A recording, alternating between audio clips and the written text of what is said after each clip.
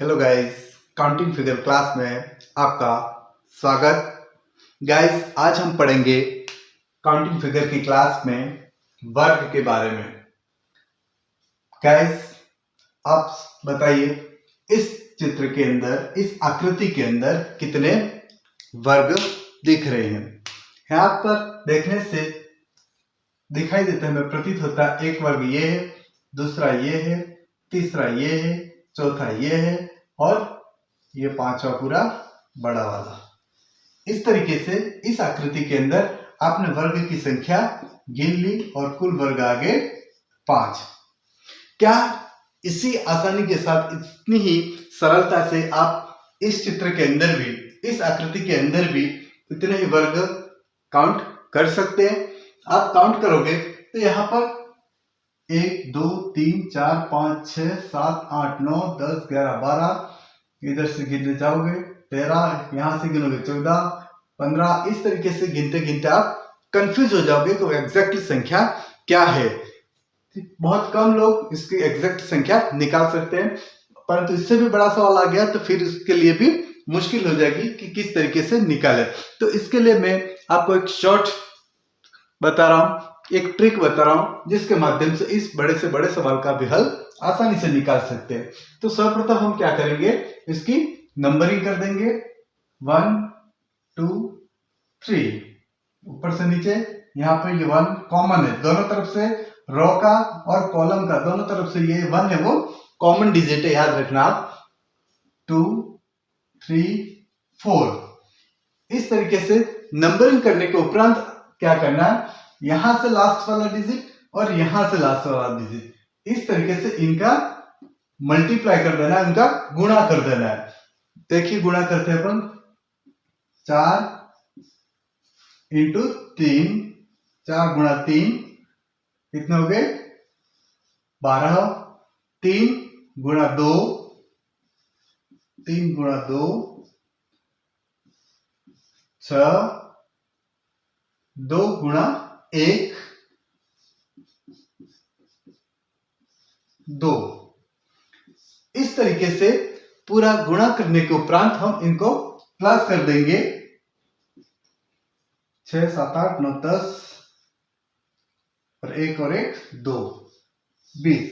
इस तरीके से हमें इस आकृति के अंदर टोटल 20 वर्ग प्राप्त होते हैं। ये हमने निकाल दिया। अगर इससे भी बड़ा आ जाता है, आकृति बड़ी आकृति आ जाती है, तो हम कैसे निकालेंगे? फ्रेंड्स, कुछ इस तरह की बड़ी आकृति आ गई आपके सामने, आप कैसे गिनोगे? इतनी आसानी से अपन गिन नहीं सकते। जिस तरीके से मैंने आपको शॉर्ट ट्रिक बताई है, उसी शॉर्ट ट्रिक के द्वारा इसे गिनना संभव होगा। देखिए कैसे गिनेंगे अपन। देखिए इसको नंबरिंग कर दो आप, 1 2 3 4 5 6, ये कॉलम की नंबरिंग हो गई। अब रो की नंबरिंग भी कर लो। ये 1 है, वो कॉमन चला गया, 1 2 3 4 5 6 और 7। ठीक, इस तरीके से यहाँ पर 7 तक है, इधर 6 तक है। 1 है वो कॉमन रो में भी आएगा और कॉलम के अंदर भी काउंट होगा, दोनों तरफ से ये कॉमन संख्या है। अब जैसा पहले बताता उसी तरीके से इसका मल्टीप्लाई कर दीजिए आप। 7 का 6 से लास्ट डिजिट का, इधर लास्ट डिजिट से 7 गुणा 6 42, 6 गुणा 5 6 गुणा 5 30, 5 गुणा 4 20, 4 गुणा 3 12, 3 गुणा 2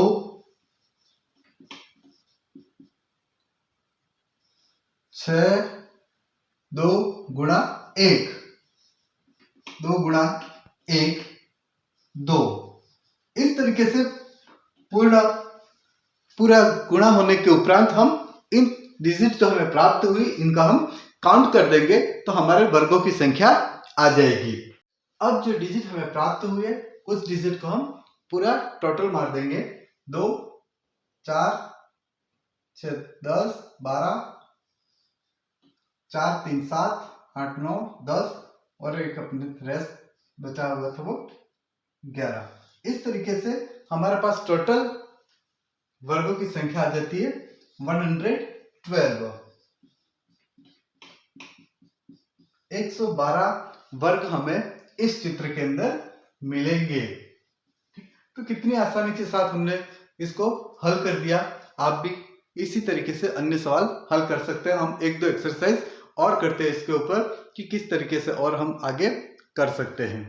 गाइस, अब हमारे पास आ गया एक नया फिगर और उसमें भी हम रो और कॉलम की काउंटिंग करके, नंबरिंग करके एक बार वापस पुनः से इसको समझेंगे। 1 2 3 4 1 2 3 4।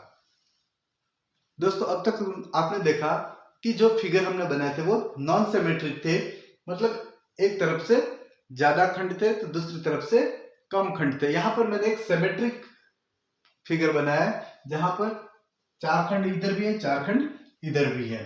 ठीक, तो इसका भी इसी तरीके से हल किया जाएगा, इसमें भी कोई अंतर नहीं है। लास्ट डिजिट का इधर लास्ट डिजिट से मल्टीप्लाई कर देंगे हम, तो 4 गुणा 4 कर देंगे। 4 इंटू 4 16, 3 गुणा 3 9, 2 गुणा 2 4 और 1 गुणा 1। यहां पर क्योंकि यह 1 है वो कॉमन खंड है, दोनों के लिए कॉमन खंड है। रो के लिए भी कॉमन है और कॉलम के लिए भी कॉमन है, इसलिए 1 इंटू 1 कर देंगे हम। 1 इंटू 1 बराबर 1।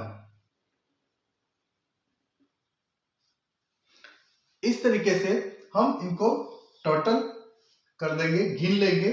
ठीक है, 16 9 25, 25 4 29 और 1 30। इस तरीके से हमें इस आकृति के अंदर 30 वर्ग प्राप्त हुए। कितने वर्ग मिले हमें इसमें? 30 वर्ग। आसानी से आपने समझ लिया। इसको हम एक अलग तरीके से भी कर सकते हैं, स्क्वायर करके भी कर सकते हैं। स्क्वायर इसलिए किया जाएगा क्योंकि यहाँ पर हर संख्या 2 बार है। ठीक है, 4 इंटू 4, 3 इंटू 3, 2 इंटू 2, 1 इंटू 1। या तो आप स्क्वायर के रूप में भी लिख सकते हो और इस तरीके से भी कर सकते हो। दोनों तरीके से आपके लिए सही सुटेबल है। तो स्क्वायर के रूप में किस तरीके से होगा देखते हैं।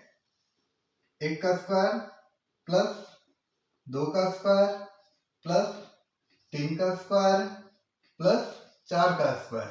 आपको पता है 1 का स्क्वायर कितना होता है? 1 होता है। 2 का स्क्वायर होता है 4, 3 का स्क्वायर होता है 9 और 4 का स्क्वायर होता है 16। इस तरीके से इन सभी संख्याओं को अगर प्लस करेंगे तो हमें 30 प्राप्त हो जाएंगे और इस तरीके से हमें इस फिगर के अंदर हमें 30 वर्ग प्राप्त हो जाते हैं। अब आगे आपके सामने एक छोटा सा और है, इसमें भी नंबरिंग करो 1 2 3 1 2। अब यहाँ पर आप कंफ्यूज नहीं होना बिल्कुल भी। यहाँ पे सेम तरीके से आप गुणा कर लीजिए। 2 का 3 से गुणा कर लीजिए। 2 इंटू 3, 3 2 6 हो गए और फिर उसके बाद 2 बचे। 2 इंटू 1, इसका गुणा हो जाएगा 2 इंटू 1, 2 प्लस कर लिए हो जाएंगे 8। इस तरीके से हमें इस फिगर के अंदर 8 स्क्वायर वर्ग प्राप्त हो जाएंगे। फ्रेंड्स, आपने काफी अच्छा समझ लिया होगा और आशा करता हूं कि भविष्य में आपके एग्जाम में आने वाली हर प्रतियोगी परीक्षा में आप इससे संबंधित कोई भी सवाल गलत नहीं करेंगे। धन्यवाद। जय हिंद दोस्तों।